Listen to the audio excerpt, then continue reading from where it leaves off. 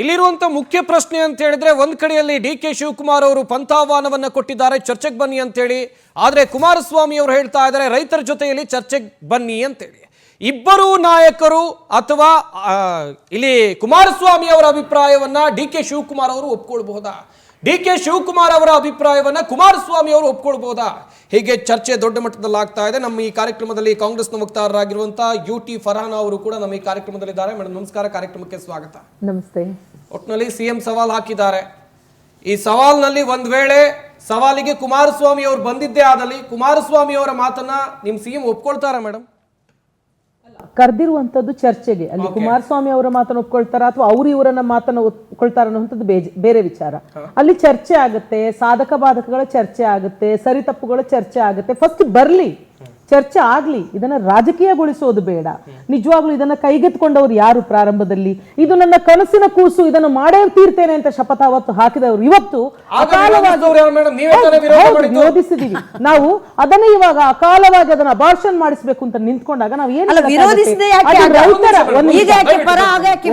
ನನ್ನ first opinion madam please.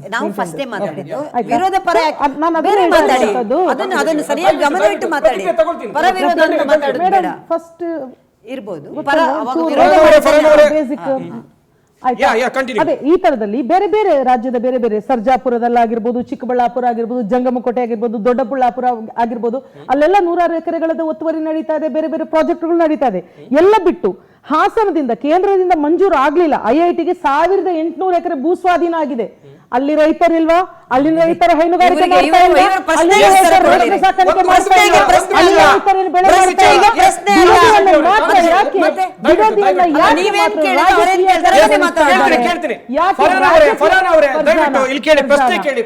ನನ್ನ ಹೆಸರು ಫರ್ಜಾನಾ. ಎಸ್ ಫರ್ಜಾನಾ ಅವರೇ, ಈಗ ಪಂಥಾಹ್ವಾನಕ್ಕೆ ಇಬ್ರು ಕೂಡ ಕರೆ ಕೊಟ್ಟಿದ್ದಾರೆ. ಡಿ.ಕೆ. ಶಿವಕುಮಾರ್ ಅವರು ರೈತರೊಂದಿಗೆ ಹೋಗಿ ಚರ್ಚೆಯನ್ನ ಮಾಡಿದ್ರೆ ತಪ್ಪೇನು ಅಂತೇಳಿ. ಸರ್ ಒಂದ್ ನಿಮಿಷ, ಇದು ಕಂಪ್ಲೀಟ್ ಆಗಿ ರಾಜಕೀಯಕರಣಗೊಂಡಿದೆ, ಹೌದಲ್ವಾ? ಹಂಗಿದ್ದಾಗ ರೈತರ ಮಧ್ಯೆ ಅಂತ ಹೋಗಿ ಏನ್ ಕ್ಷೋಭೆ ಉಂಟು ಮಾಡೋದಾ ಅಥವಾ ಗಲಾಟೆ ಕ್ರಿಯೇಟ್ ಮಾಡೋದಾ?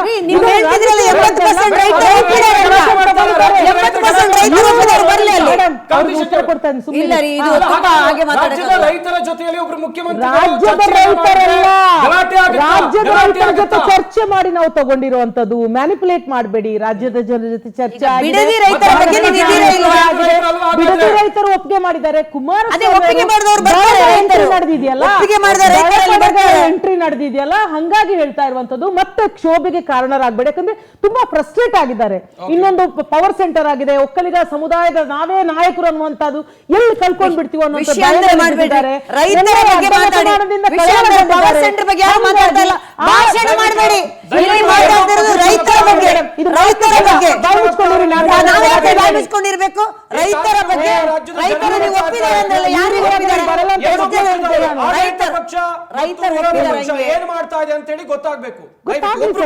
ಅದಕ್ಕೇನೆ ನಾನು ಹೇಳ್ತಾ ಇರುವಂತದ್ದು. ಆಡಳಿತ ಪಕ್ಷದ ಮುಖ್ಯಮಂತ್ರಿಗಳು ಕರೆದಿದ್ದಾರೆ. 5 ಜನ ತಜ್ಞರ ಜೊತೆಗೆ ಬನ್ನಿ, ರಿಪೋರ್ಟ್ ಗಳನ್ನ ಇಡ್ಲಿ, ಸಾಧಕ ಬಾಧಕಗಳ ಚರ್ಚೆ ಮಾಡ್ಲಿ. ಕರೆದಿದ್ದಾರಲ್ವಾ? ನೋಡಿಲ್ವಾ? ನಾನು ಹೇಳಿದ ಅವರು ಕೇಳಿಸ್ಕೊಂಡಿಲ್ಲ. ಅದನ್ನ ಅಟ್ಲೀಸ್ಟ್ ಕೇಳಿಸ್ಕೊಂಡು ಉತ್ತರಿಸಲಿ. ನಾನು ಹೇಳಿದ್ದು ಒಂದ್ ನಿಮಿಷ ಲೆಟ್ ಮಿ ಆನ್ಸರ್. ನೀವೀಗ 80% ರೈತರು ಒಪ್ಕೊಂಡಿದ್ದಾರೆ ಅಂತ ಹೇಳಿದಾರಲ್ಲ, ಒಪ್ಕೊಂಡಿರುವ ರೈತರು ಬಿಡದಿ ಬರ್ಲಿ, ಒಪ್ಪದಿರುವ ರೈತರು ಬರ್ಲಿ, ಬರ್ಲಿ, ಸರಿ ಹೋಗುತ್ತೆ. ಯಾಕ್ರಿ ಜಾತ್ರೆ ಎಲ್ಲ ರೈತರ ಪರ, ರೈತರು ನಮ್ಮ ಬೆನ್ನೆಲುಬು ಜಾತ್ರೆ ಅಂತ ಹೇಳ್ಬೇಡಿ. ಒಂದು ಗ್ರಾಮ ಇರ್ಬೋದ್ರಿ, ಎಷ್ಟು ಒಂದು ಗ್ರಾಮ ಅನ್ಬೇಡಿ ನೀವು. ಒಂದು ಗ್ರಾಮ ಅನ್ಬೇಡಿ, ಒಂದು ಗ್ರಾಮ ಅನ್ಬೇಡಿ ನೀವು. ಯಾಕ್ರಿ ಸರಿ, ನಿಮ್ಮ ಹತ್ರ ಕೇಳಿಸ್ಕೊಂಡು ಜನ ಇದ್ದಾರೆ, ಜನರಿಗೆ ನಾವು ಹೇಳಿದ್ದೇವೆ. ಕಾಂತಿ ಶೆಟ್ಟಿ ಅವರು ದಯವಿಟ್ಟು ಯಾರು ಒಬ್ರು ಮಾತಾಡಿ, ಜನಕ್ಕೆ ಏನ್ ಹೇಳ್ತಾ ಇದ್ರೆ ಅವ್ರು ಬೇರೆ ಮಾತಾಡಬಾರ್ದು. ನಾನು ಹೇಳಿದ್ದು ಸಂಪತ್, ನಾನು ಹೇಳುದು ಅವರು ಡಿ.ಕೆ. ಶಿ ಅವರು ಪದೇ ಪದೇ ಪಂಥಾಹ್ವಾನ ಮಾಡಿದ್ದಾರೆ. ಯಾವತ್ತಾದ್ರೂ ಬಂದಿದಾರ? ನಾವು ಹೇಳುದು ಅವರು ಸಿಎಂ ಆಗಿರ್ಬೋದು, ಅವರಿಗೆ ರೆಸ್ಪೆಕ್ಟ್ ಕೊಡೋಣ. ಈಗ ಗಲಾಟೆ ನಡೀತಾ ಇರೋದು ರೈತರ ಜಾಗದಲ್ಲಿ ಅಲ್ವಾ? ಇವ್ರು ಹೇಳ್ತಾರೆ 80% ರೈತರು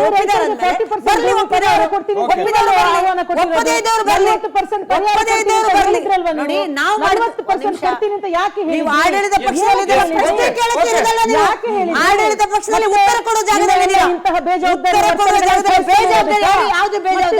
ಯಾವ್ದು ಬೇಜವಾಬ್ದಾರಿ? ಯಾವ್ದು ಬೇಜವಾಬ್ದಾರಿ?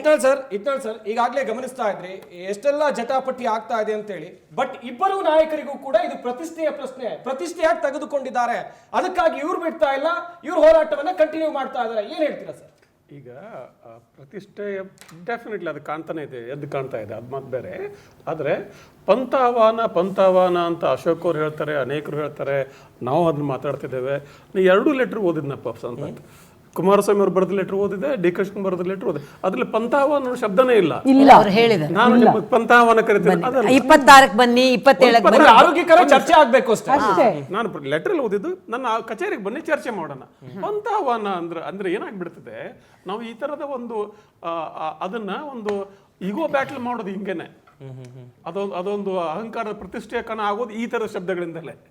ಚರ್ಚೆ ಮಾಡೋಣ ಅಂತ ಯಾರು ಕರೆದಿದ್ದಾರೆ? ಈ ರಾಜ್ಯದ ಮುಖ್ಯಮಂತ್ರಿಗಳು ಯಾರನ್ನ ಕರೆದಿದ್ದಾರೆ? ಈ ದೇಶದ ಕೈಗಾರಿಕಾ ಮಂತ್ರಿಗಳನ್ನ. ಅವ್ರಿಗೆ ಇಬ್ಬರಿಗೂ ಒಂದು ಆಡಳಿತಾತ್ಮಕ ಜವಾಬ್ದಾರಿ ಇರ್ತದಲ್ವಾ? ಕೈಗಾರಿಕಾ ಮಂತ್ರಿಗಳ ಕೆಲಸ ಏನು? ಕೈಗಾರಿಕೆಗಳ ಪರವಾಗಿರ್ಬೇಕು, ಕೈಗಾರಿಕಾ ಉದ್ಯಮದ ಏಳಿಗೆಯನ್ನು ಅವರು ನೋಡ್ಕೋಬೇಕಾಗತ್ತೆ. ಹಾಗೇನೆ ಡಿ ಕೆ ಶಿವಕುಮಾರ್ ಅವರು ಈ ಹಿಂದೆ ಅದೇ ಕುಮಾರಸ್ವಾಮಿ ಅವರ ಕನಸಿನ ಪ್ರಾಜೆಕ್ಟ್ ಅನ್ನೇ ಅವ್ರು ತಗೊಂಡಿದ್ದಾರೆ. ಈಗ ಒಂದು ನಿಮಿಷ ಇದೇ ಸಿಎಂ ಅವರು ಅದನ್ನ ಸಮಯದಲ್ಲಿ ಒಪ್ಪಿಲ್ಲ.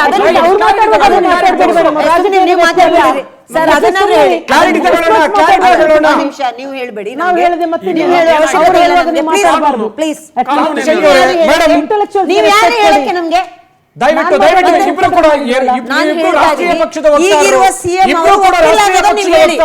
ಇಬ್ರು ಕೂಡ ರಾಷ್ಟ್ರೀಯ ಪಕ್ಷದ ವಕ್ತಾರರು. ದಯವಿಟ್ಟು ಕಾನೂನು 70% ಭೂ ಮಾಲೀಕರು ಅದಕ್ಕೆ ಸಮ್ಮತಿಸಿದರೆ ಮುಂದುವರಿಯಬಹುದು. ಒಂದು ಆಮೇಲೆ 30% ಭೂ ಮಾಲೀಕರ ಗತಿ ಏನು, ಅವ್ರನ್ನ ಬೀದಿ ಬಿಡೋದಲ್ಲ, ಅವ್ರನ್ನೂ ಕರೆದು ಚರ್ಚೆ ಮಾಡಿ ನೆಗೋಷಿಯೇಟ್ ಮಾಡಬೇಕು. ನೋಟಿಫೈ ಆಗಿದೆ. ಈಗ ಕುಮಾರಸ್ವಾಮಿ ಒಬ್ಬ ರೈತ ನಾಯಕ ಅಲ್ಲ, ಅವರು ಕೇಂದ್ರ ಮಂತ್ರಿ, ನೆನಪಿರ್ಲಿ ನಮ್ಗೆ. ಈಗ ಅಲ್ಲಿ ಬಿಡದಿ ಹತ್ರ ಬಂದು ಮಾತಾಡಿ ಅಂದ್ರೆ ಅದರ ಅರ್ಥ ಏನು? ಕುಮಾರಸ್ವಾಮಿ ಈಗ ಅಲ್ಲಿ ಭಾಷಣ ಮಾಡ್ತಾರೆ, ಅಲ್ಲಿ ರೈತರ ಭಾವನೆ. ಯಾಕಂದ್ರೆ ಇದೊಂದು ಆಡಳಿತಾತ್ಮಕ ಚರ್ಚೆ, ಇದೊಂದು ಚುನಾವಣಾ ಭಾಷಣ ಅಲ್ಲ. ಇದು ಕುಮಾರಸ್ವಾಮಿ ಅವ್ರ ಚುನಾವಣಾ ಭಾಷಣ, ಡಿ ಕೆ ಶಿವಕುಮಾರ್ ಚುನಾವಣಾ ಭಾಷಣ ಅಲ್ಲ. ಡಿ ಕೆ ಶಿವಕುಮಾರ್ ಆಗಲಿ ಕಾಂಗ್ರೆಸ್ ಪಕ್ಷದ ಪ್ರಣಾಳಿಕೆಯಲ್ಲಿ ಇದಿರಲಿಲ್ಲ. ನನಗೊಂದು ಜ್ಞಾಪಕದಲ್ಲಿ ಇದಿದೆ ಅಂತ, Bidadi township. But it is developmental work. ಇದು ಒಂದೇ ಇರಲಿಲ್ಲ ಆ ಜಾಗದಲ್ಲಿ ಪ್ರಾಜೆಕ್ಟ್. ನಾನು ಆಗಲೇ ಹೇಳಿದೆ, ಇದಕ್ಕಿಂತ ಮುಂಚೆ ನಾವು ಇಂಟರ್ನ್ಯಾಷನಲ್ ಏರ್ಪೋರ್ಟ್ ಪ್ಲಾನ್ ಮಾಡಿದ್ವಿ ಅಲ್ಲಿ, ಆಮೇಲೆ ಟೌನ್ಶಿಪ್ ಪ್ಲಾನ್ ಮಾಡಿದ್ವಿ. ಈಗ ಇದನ್ನು ತಗೊಂಡಿದ್ದಾರೆ. ಒಟ್ಟಾರೆಗೆ ಅಲ್ಲಿ ಒಂದು ಕೈಗಾರಿಕಾ ಸಾಧ್ಯತೆಗಳ ಅರಿವು ಎಲ್ರಿಗೂ ಇದೆ. ನಿಜ. ಈಗ ಅಲ್ಲಿ ಕೆಲವು ರೈತರಿಗೆ ರೆಸಿಸ್ಟೆನ್ಸ್ ಇದೆ. ಭೂಮಿ ಫಲವತ್ತಾಗಿದೆ, ಅಲ್ಲಿ ಹೈನುಗಾರಿಕೆ, ಅಲ್ಲಿ ರೇಷ್ಮೆ ಉದ್ಯಮ ಎಲ್ಲ ಇದೆ. ಸರಿ, ಅದು ಇವತ್ತು ಉದ್ಭವ ಆಗಿದ್ದಲ್ಲ, ಹಿಂದೆನೂ ಇತ್ತು.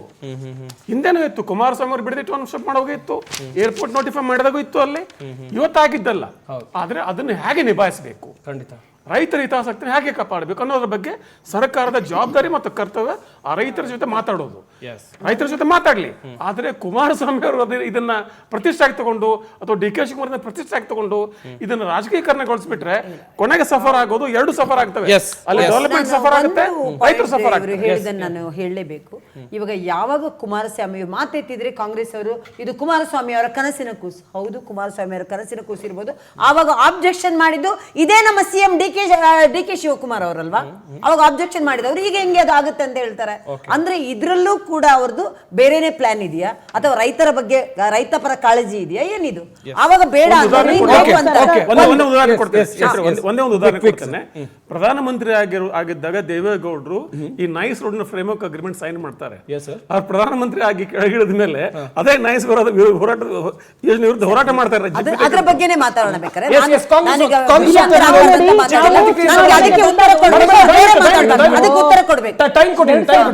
ನಾವು ಅಧಿಕಾರಕ್ಕೆ ಬಂದಾಗ ನಾವು ಇದನ್ನ ಪ್ರಾಜೆಕ್ಟ್ ಆಗಿ ಇಟ್ಕೊಂಡಿಲ್ಲ. ಆಮೇಲೆ ರೈತರು ಬಂದು ನಮ್ಗೆ ಈ ತರ ಸಮಸ್ಯೆ ಆಗಿದೆ, ಈ ತರ ಅರ್ಧದಲ್ಲಿ ನೆನಗುದಿಗೆ ಆಯ್ಕೆ ಮಾಡ್ಕೊಂಡ್ರಿ, ಟೌನ್ಶಿಪ್ ಮಾಡೋಕೆ ಬಿಡದಿಯನ್ನ ಯಾಕೆ ಆಯ್ಕೆ ಮಾಡ್ಕೊಂಡಿದ್ಯಾರು ಸರ್? ನಾವು ಆಯ್ಕೆ ಮಾಡ್ಕೊಂಡಿದ್ದಿಲ್ಲ. ರೈತರು ಬಂದು ನಮ್ಮ ಅವರ ಅಹವಾಲುಗಳು ನಮ್ಮಲ್ಲಿ ಸಲ್ಲಿಸಿದ ಬಳಿಕ ನಾವು 23ರಲ್ಲಿ ನಾವು ಶುರು ಮಾಡಿದ್ವಾ ಇದನ್ನ? ಇಲ್ಲ. ಅದ್ರ ನಂತರ ಯಾವ್ಯಾವ ನೋಟ್ಗಳನ್ನ ಮಾಡಿದ್ರು, ಸದಾನಂದ ಗೌಡರಾಗ್ಲಿ, ಯಡಿಯೂರಪ್ಪ ಅವರಾಗ್ಲಿ, ಬಸವರಾಜ ಬೊಮ್ಮಾಯಿ ಅವರಾಗ್ಲಿ, ಯಾವ್ಯಾವ ನೋಟ್ಗಳನ್ನ ಮಾಡಿದ್ರು ಅದನ್ನೆಲ್ಲ ಅವರು ಮಾಹಿತಿ ಕೊರತೆ ಇದೆ. ನಿಮ್ದು ಅದೇ ಪುರಾಣ, ನಿಮ್ದು ಕೊರತೆ ಇದೆ. ಸುಮ್ಮನೆ ಮೇಡಮ್, ಅಷ್ಟು ಮಂದಿ ಈಗ ನೋಟ್ ಮಾಡಿದ್ರಲ್ಲ, ಏನದನ್ನ ಹೇಳುದು? ಏನ್ ಮಾತಾಡ್ತಿದ್ದಾರೆ? ನಾವು ಕೇಳೋದೇನೋ ಅವ್ರು ಹೇಳೋದು. ರೈತರು ಅವರ ಅಹವಾಲುಗಳನ್ನು ಸಲ್ಲಿಸಿದ ಬಳಿಕ ನಾವು ಅದಕ್ಕೆ ಹೋಗಿರುವಂತದ್ದು, ನಾವೇನು ಅದನ್ನ ಅಜೆಂಡಾ ಹಾಗಾದ್ರೆ ನಿಮ್ ಪ್ರಕಾರ ಬಿಡದಿ ಟೌನ್ಶಿಪ್ ಮಾಡಿ ಅಂತೇಳಿ ಬಿಡದಿ ಭಾಗದ ರೈತರು ಬಂದ್ರು ಕಾಂಗ್ರೆಸ್ ಹತ್ರ ಹೇಳಿದ್ರು. ಟೌನ್ಶಿಪ್ ಮಾಡಿ ಅಂತ ಅಲ್ಲ, ಅರ್ಧಂಬರ್ಧ ನೆನೆಗುದ್ದಿಗೆ ಬಿದ್ದಿದೆ. ಹಂಗಿದ್ರೆ ಯಾಕೆ ಅವ್ರು ಡಿನೋಟಿಫೈಗೆ ಅಲ್ಲ, ಮಾಡಿ 8 ವರ್ಷದಿಂದ AG ಇನ್ನ ಏನು ಮಾಡಿಲ್ಲ. ಯಾಕೆ ಕೇಳಿಲ್ಲ? ಯಾಕೆ ಇವರ ಒಂದು ಏನು DK ಶಿವಕುಮಾರ್ ಅವರು ಒಂದು ಮೇಲೆ ಒಂದು ರಾಜಕೀಯವಾಗಿ ಸಾಮಾಜಿಕವಾಗಿ ಮೇಲ್ಮಟ್ಟಕ್ಕೆ ಹೋಗ್ತಾ ಇದ್ರೆ ಅಂದಾಗ ಯಾಕೆ ಇವ್ರಿಗೆ ಉರಿ ಶುರುವಾಗಿ ಈ ತರ ಫೈಟ್ ಮಾಡ್ತಾ ಇದ್ದಾರೆ ಅಂತ ಕೇಳ್ತಾ ಇರುವಂತದ್ದು. ರೈತರಿಗೆ ನಿಜವಾಗ್ಲೂ ಸಮಸ್ಯೆ ಅವ್ರಿಗೆ ಏನಿದೆ? ಸರ್ ಏನ್ ಹೇಳಿದ್ರು, 30% ಆಫ್ ದ ರೈತರಿಗೆ ಏನ್ ಸಮಸ್ಯೆ ಇದೆ ಅದ್ರ ಬಗ್ಗೆ ನಿಜವಾಗ್ಲೂ ಮಾತಾಡ್ಬೇಕು ಅವ್ರಿಗೆ. ಯಾಕಂದ್ರೆ ಇಲ್ಲಿ ಹೈನುಗಾರಿಕೆ ಮತ್ತು ಕೌಟುಂಬಿಕ ಸಮಸ್ಯೆಗಳ ಕೆಲವು ಜನರು ನಮ್ಗೆ ಇದು ಬೇಕು ಅಂತ ಕೇಳ್ತಾ ಇದ್ರೆ ನಾವು ಅವ್ರನ್ನ ರೆಸ್ಪೆಕ್ಟ್ ಮಾಡಬೇಕು. ಅದ್ರಲ್ಲಿ ಅವ್ರಿಗೆ 50% ಆಫ್ ದಿ ಏನು ಡೆವಲಪ್ ಕೊಡ್ತಾ ಇದೀವಿ ಅಂತ ಚರ್ಚೆ ಮಾಡೋಣ. ವೀಕ್ಷಕರೇ, ಗಮನಿಸ್ತಾ ಇದ್ರೆ ಬಿಡದಿ ಟೌನ್ಶಿಪ್ ವಿಚಾರದಲ್ಲಿ ಇಬ್ಬರು ನಾಯಕರಿಗೂ ಕೂಡ ಇದು ಪ್ರತಿಷ್ಠೆಯ ಪ್ರಶ್ನೆ ಎನ್ನುವ ಚರ್ಚೆ ಜೋರಾಗಿ ನಡೀತಾ ಇದೆ. ಯಾಕಂತ ಹೇಳಿದ್ರೆ ಒಂದ್ ಕಡೆಯಲ್ಲಿ DK ಶಿವಕುಮಾರ್ ಅವರು ರಾಜ್ಯದ ಮುಖ್ಯಮಂತ್ರಿಗಳು ಹಿಡಿದ ಹಠವನ್ನ ಬಿಡುವಂತೆ ಕಾಣ್ತಾ ಇಲ್ಲ. ಇತ್ತ ಕೇಂದ್ರ ಸಚಿವರಾಗಿರುವ ಕುಮಾರಸ್ವಾಮಿ ಅವರಿಗೂ ಕೂಡ ಬಿಡದಿ ಭಾಗದಲ್ಲಿ ಇದು ಪ್ರತಿಷ್ಠೆಯ ಪ್ರಶ್ನೆ ಅಂತ ಹೇಳಲಾಗ್ತಾ ಇದೆ. ಮುಂದಿನ ಹಂತದಲ್ಲಿ ಗೃಹಲಕ್ಷ್ಮಿ ಯೋಜನೆಯಲ್ಲಿ ಆಗಿರುವಂತಹ ಗೋಲ್ಮಾಲ್ ವಿಚಾರಕ್ಕೆ ಸಂಬಂಧಪಟ್ಟ ಹಾಗೆ ಮಾಹಿತಿಯನ್ನು ಕೊಡ್ತಾ ಹೋಗ್ತೀವಿ. ಆದ್ರೆ ಅದಕ್ಕಿಂತ ಮುಂಚೆ ಚಿಕ್ಕ ಬ್ರೇಕ್.